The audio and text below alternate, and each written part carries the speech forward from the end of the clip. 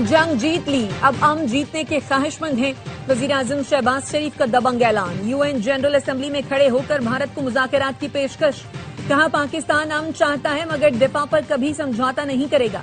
بھارت کو مئی کی جارحیت پر فیصلہ کن جواب دیا، پاک افواج نے فیلڈ مارشل عاصم منیر کی قیادت میں جرت کا بے مثال مظاہرہ کیا۔ ایئر چیف کی قیادت میں شاہینوں نے بھارت کے ساتھ جنگی طیاروں کو ملبے کا ڈھیر بنایا۔ بھارت کو دیا گیا فیصلہ کن جواب تاریخ میں ہمیشہ یاد رکھا جائے گا۔ بھارت کی سنتاس معاہدہ توڑنے کی کوشش جنگ کے مترادف قرار دی۔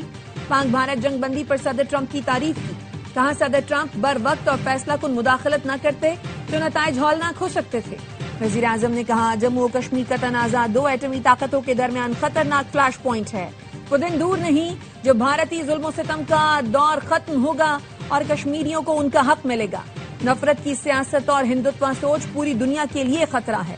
وزیر اعظم نے فتنۃ الخوارج، فتنۃ الہندوستان، BLA مجید بریگیڈ کا ذکر کیا، کہا آج بھی پاکستان بیرونی سرپرستی میں دہشت گردی کی لہر جھیل رہا ہے، آخری دہشت گرد کے خاتمے تک جنگ جاری رہے گی۔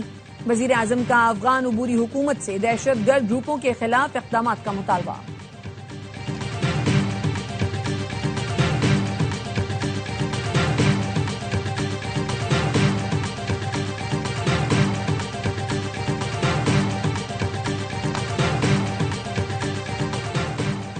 فلسطین مزید اسرائیلی زنجیروں میں نہیں رہ سکتا، ہمیں غزہ میں ہر صورت جنگ بندی کا راستہ نکالنا ہوگا۔ پاکستان خود مختار فلسطینی ریاست کے قیام کی بھرپور حمایت کرتا ہے۔ وزیر اعظم شہباز شریف کا دو ٹوک موقف، کہا خود مختار فلسطینی ریاست کا قیام ناگزیر ہے جس کا دارالحکومت القدس شریف ہو۔ مغربی کنارے پر غیر قانونی آباد کار قتل و غارت میں ملوث ہیں، خواتین بچوں پر ناقابل بیان خوف مسلط کیا گیا۔ اسرائیل کی فلسطین میں بربریت تاریخ کا سیاہ ترین باب ہے۔ فلسطین کے عوام کی حالت زار ہمارے دور کے دل خراش سانحے میں سے ایک ہے۔ عالمی زمین پر بدنما داغ اور اجتماعی اخلاقی ناکامی ہے۔ 8 دہائیوں سے فلسطینی عوام جرت کے ساتھ اپنے وطن کا دفاع کر رہے ہیں۔ اپنے ناکام مقاصد کی اندھی تکمیل کے لیے اسرائیلی قیادت انسانیت سوز مظالم ڈھا رہی ہے۔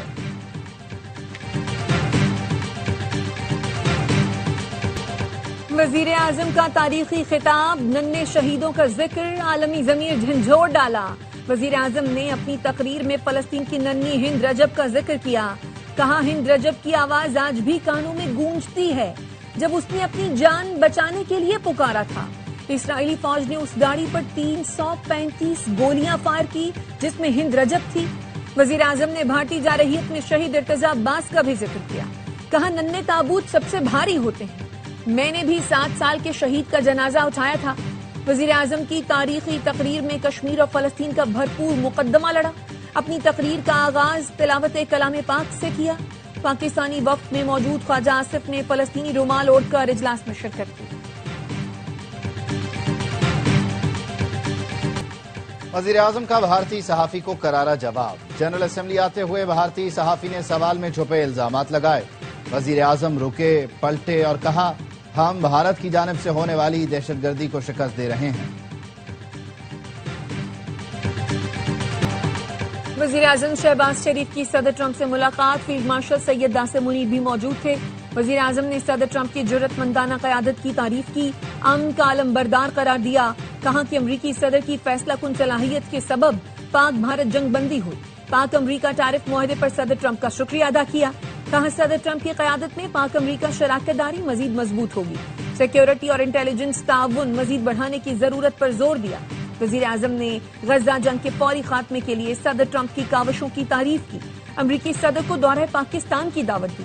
اوول آفس میں ملاقات دوستانہ اور گرم جوشی کے ماحول میں ہوئی، امریکی نائب صدر اور وزیر خارجہ بھی موجود تھے۔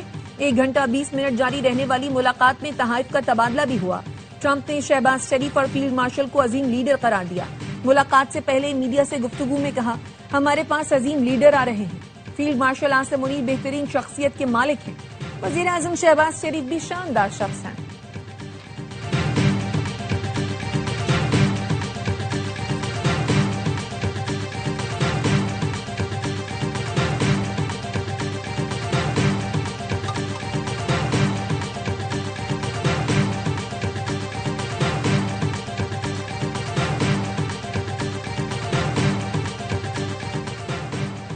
پاک امریکہ تعلقات میں بے مثال پیش رفت ہوئی ہے۔ وزیر دفاع خواجہ آصف کا سوشل میڈیا پر پیغام، لکھا بھارت پر فتح اور سعودی عرب کے ساتھ دفاعی معاہدہ ہوا۔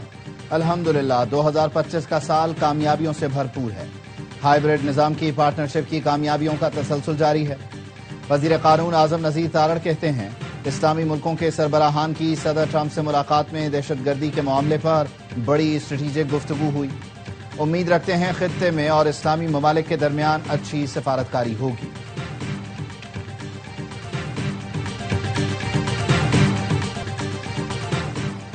چین پر اعتماد اور بھروسے کے لائق پڑوسی ہے۔ امریکہ کے ساتھ لین دین کا دلچسپ رشتہ رہا۔ وزیر دفاع خواجہ آصف کا معروف امریکی صحافی مہدی حسن کو انٹرویو، کہا سعودی عرب کے ساتھ دفاعی تعاون پہلے سے جاری ہے۔ دفاعی معاہدے کو قطر حملے کا رد عمل نہیں کہہ سکتے۔ ہو سکتا ہے کہ قطر حملے نے اس معاہدے کے لیے بات چیت کو تیز کیا ہو۔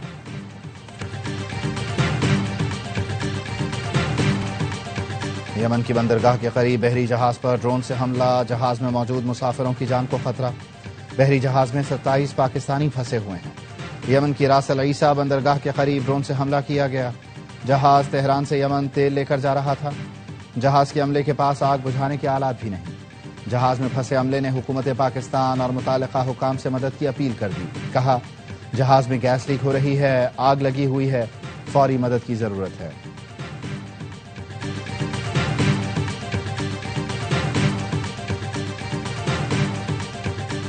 اسرائیلی وزیر اعظم نیتن کو عالمی سطح پر بائیکاٹ کا سامنا۔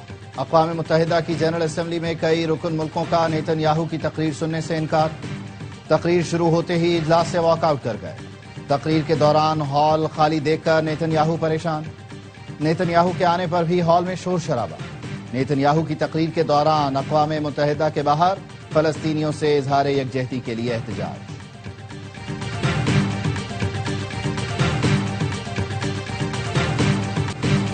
اسرائیل کو مغربی کنارے کے انضمام کی اجازت نہیں دوں گا، امریکی صدر ڈونلڈ ٹرمپ نے واضح کر دیا۔ کہا بہت ہو چکا ہے، یہ سلسلہ اب رکنا چاہیے۔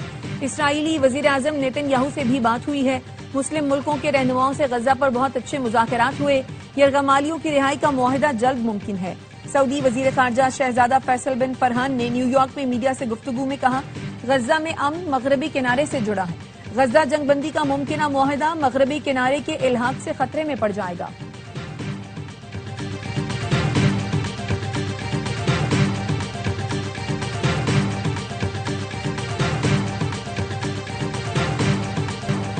ایشیا کپ کی تاریخ میں پہلی بار ہوگا پاک بھارت فائنل۔ ایشیا کپ کی 41 سالہ تاریخ میں ایسا ہوگا پہلی بار۔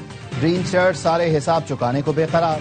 پہلے کیا ہوا کوئی پرواہ نہیں، اب جو کرنا ہے وہ دنیا یاد رکھے گی۔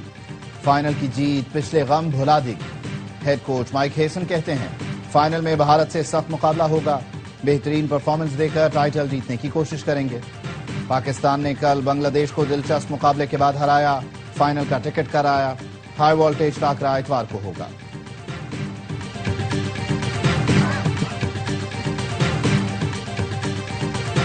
پاکستانی کھلاڑی خود پر بھروسہ کریں، T20 میں کوئی بھی ٹیم کسی کو بھی سرپرائز کر سکتی ہے۔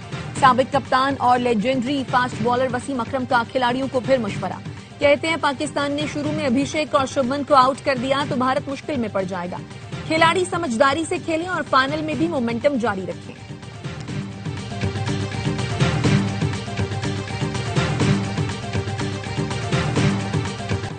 بھارتی کپتان کو سیاسی بیان دینا مہنگا پڑ گیا۔ ICC نے کوڈ آف کنڈکٹ کی خلاف ورزی کے مرتکب قرار دے دیا۔ سوریا کمار یادو پر میچ فیس کا 30% جرمانہ۔ ICC نے گزشتہ روز پیشی پر سرزنش کرتے ہوئے وارننگ جاری کی تھی۔ بھارت کی شکایت پر پاکستانی کرکٹرز ICC کے سامنے پیش ہو گئے۔ ذرائع نے بتایا میچ ریفری ریچی ریچرڈسن نے حارث رؤوف اور صاحبزادہ فرحان سے مختلف نوعیت کے سوالات کیے۔ پلیئرز نے اپنا کیس مضبوط انداز میں پیش کیا۔ صاحبزادہ فرحان نے جشن کے انداز کا بھرپور دفاع کیا۔ کہا میرا تعلق خیبر پختونخوا سے ہے، وہاں اس انداز میں جشن مناتے ہیں۔ حارث نے کہا اشارے کا مقصد کسی کی دل آزاری نہیں تھا۔ حارث پر میچ فیس کے 50% جرمانے کا خدشہ ہے۔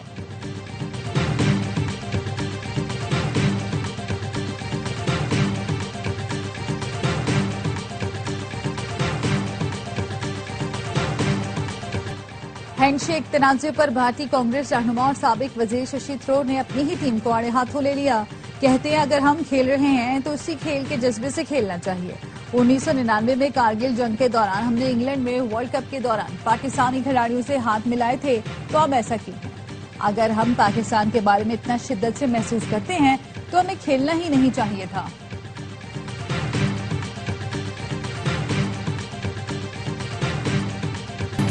ایشیا کپ کا غیر اہم میچ سنسنی خیز بن گیا. بھارت اور سری لنکا کا ہائی سکورنگ مقابلہ ٹائی ہو گیا. سپر اوور میں سری لنکا کے بیٹر صرف 2 رنز بنا سکے. میچ بھارت کے نام. بھارت نے پہلے بیٹنگ کرتے ہوئے 5 وکٹوں پر 202 رنز بنائے. ابھیشیک شرما نے 61 اور تلک ورما 41 رنز اسکور کیے. جواب میں سری لنکا کے نسانکا کی شاندار سینچری اور کوشل پریرا کے 58 رنز کی بدولت میچ برابر ہوا.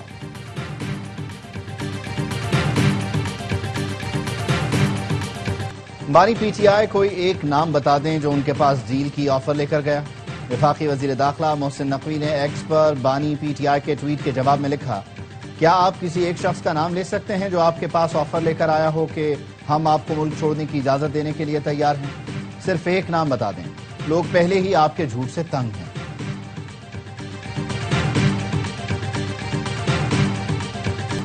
کراچی کی تمام سڑکوں کی مرمت یا تعمیر نو کی جائے. سڑکوں کے ساتھ نکاسی یافتہ نظام بھی بہتر بنایا جائے. وزیر اعلیٰ سندھ کی سڑکوں کی تعمیر پر اہم اجلاس میں ہدایت. کہا بارشوں سے کراچی کی بیشتر سڑکیں ٹوٹ پھوٹ گئی ہیں. کے ایم سی اور ٹاؤنز محکمہ بلدیات کی زیر نگرانی اسکیمیں بنائیں. مرتضی وہاب نے بتایا کہ ایم سی کی ٹوٹی سڑکوں کا سروے کیا جا رہا ہے. وزیر بلدیات نے بتایا ٹاؤنز کو اپنی سڑکوں کا سروے کرنے کی ہدایت دی ہے.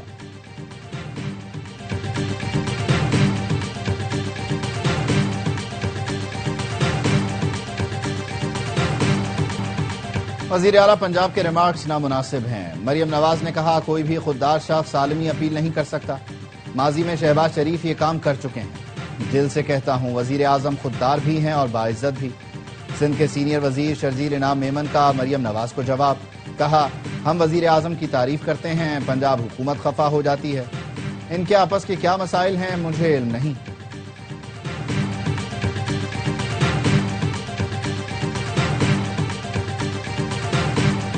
جو متاثرین کے لیے عملی طور پر کچھ کر نہیں سکتے وہ غیر ضروری زبان درازی مت کریں.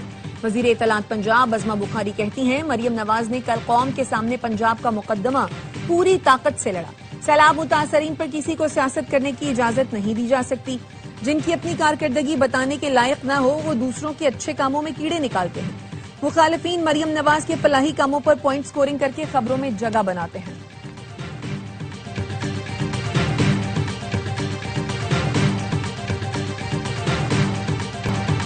نون لیگ اور پیپلز پارٹی کی لڑائی میں ہم کیوں پارٹی بنے, لیکن اس میں کوئی دو رائے نہیں. پنجاب میں مریم نواز کام کر رہی ہیں, اس کو سراہنا چاہیے. سندھ میں بلاول بھٹو کوشاں ہیں, اس کی بھی تعریف ہونی چاہیے. گورنر سندھ کامران تسوری کہتے ہیں سپاہ سالار نے اعلان کیا ہے اسرائیلی بربریت کے خلاف ہیں, فلسطینی بھائیوں کے ساتھ کھڑے ہیں. اسرائیلی بربریت کے خلاف آواز اٹھاتے رہیں گے.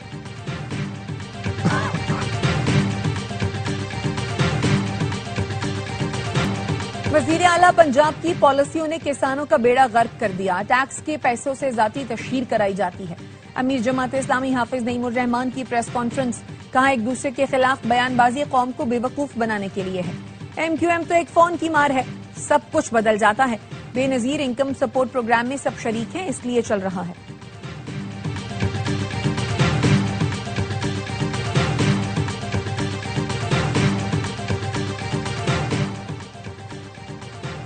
گردشی قرضہ پاکستان کے لیے وبال جان ہے. 2 دن پہلے پروگرام میں گردشی قرضے کا حل سامنے رکھا. 6 سال میں گردشی قرض کا نام و نشان تک نہیں رہے گا. وزیر توانائی اویس لغاری کی پریس کانفرنس. کہا آئی ایم ایف کے ساتھ مل کر گردشی قرض پر معاہدے ہوئے. آئی ایم ایف مشن اقتصادی جائزے کے لیے پاکستان میں موجود ہے. آئی ایم ایف وفد کے ساتھ آج بھی بات چیت ہوئی ہے.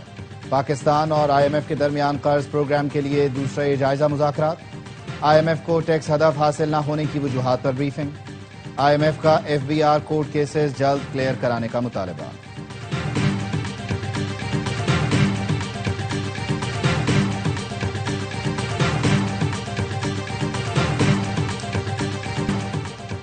ملک میں آٹے, سبزی اور دالوں کی قیمت میں اضافہ. آٹا 15 روپے 41 پیسے فی کلو مہنگا. ٹماٹر 15 روپے 75 پیسے. مٹن 8 روپے 34 پیسے فی کلو مہنگا ہو گیا۔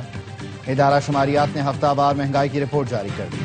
خوردنی تیل، گھی، تازہ دودھ، باسمتی چاول اور چینی کی قیمتیں بھی بڑھیں۔ ایک ہفتے میں 11 اشیاء کی قیمتوں میں کمی، 23 اشیاء کی قیمتوں میں استحکام رہا۔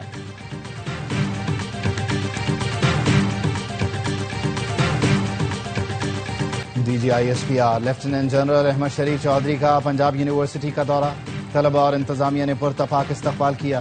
خصوصی نشست میں طلبہ نے سوالات کیے۔ طلبہ نے مادر وطن کے دفاع کے لیے پاک فوج کے شانہ بشانہ کھڑے ہونے کے بھرپور عزم کا اعادہ کیا۔ پنجاب یونیورسٹی کے طلبہ اور فیکلٹی نے بھارت کو شکست دینے پر پاک فوج کو خراج تحسین پیش کیا۔